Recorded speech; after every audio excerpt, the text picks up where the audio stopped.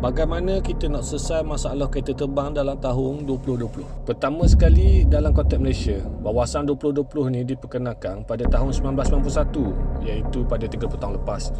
Dia sebenarnya cerita pasal satu target untuk kita jadi negara perindustrian dan negara maju secara total.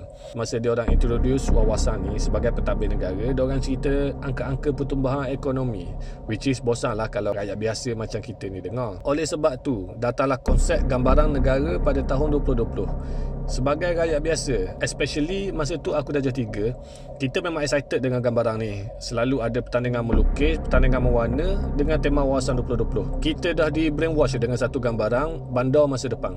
Tiap kali dalam pertandingan lukis tu, aku mesti akan lukis 3 benda ni. Nombor 1, LRT. Nombor 2, bangunan pencakar langit. Dan nombor 3, wajib kereta terbang. Inilah part yang paling seronok sekali. Sebagai budak kecil, kita orang memang excited pasal kereta terbang. Masa tu kita rasa 30 tahun akan datang memang boleh buat dengan teknologi masa depan. Sebenarnya, satu dunia target untuk buat kereta terbang ni, bukan Mahathir seorang je. Hari ni negara-negara luar dah ada yang buat kereta yang boleh terbang. Dan tak mustahil pun kalau Malaysia boleh buat senang-senang je. Cuma aku ada saja masalah dengan kereta terbang yang orang dah buat setakat ni. Bagi aku, kereta terbang adalah satu bentuk kenderaan yang bersaiz macam kereta kalau kita guna hari ni, tapi dengan kebolehan terbang tanpa perlu ambil lajak macam kapal terbang nak take off.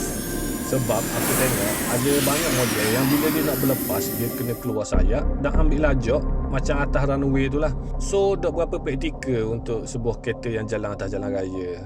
Bila dia nak take off, sepatutnya dia kena ala-ala helikopter.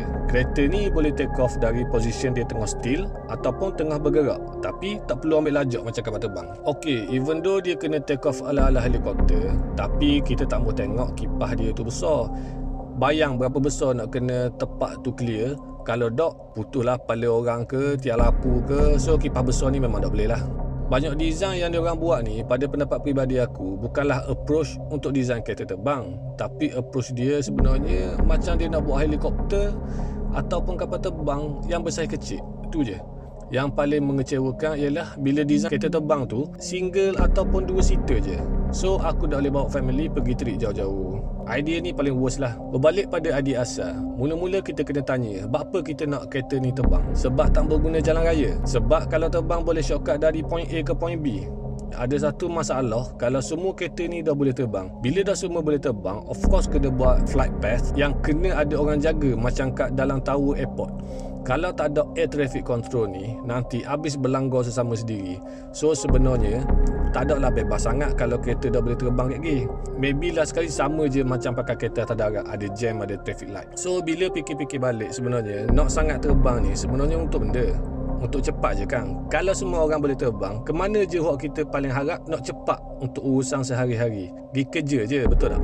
That's why instead of kereta terbang yang makan space tadi, jom kita buat jetpack. Lagi kecil dan jimat space. Dan hak paling bestnya, jetpack ni tak perlu orang parking macam kereta terbang. Lepas guna, mu boleh lipat-lipat, lepas tu heret je masuk dalam jabak. Bagi sesetengah orang, macam tak logik kan? Tapi semuanya tak mustahil. Macam cerita tukang kebun dan batak aiskrim. Okey, jumpa lagi minggu depan. Bye-bye.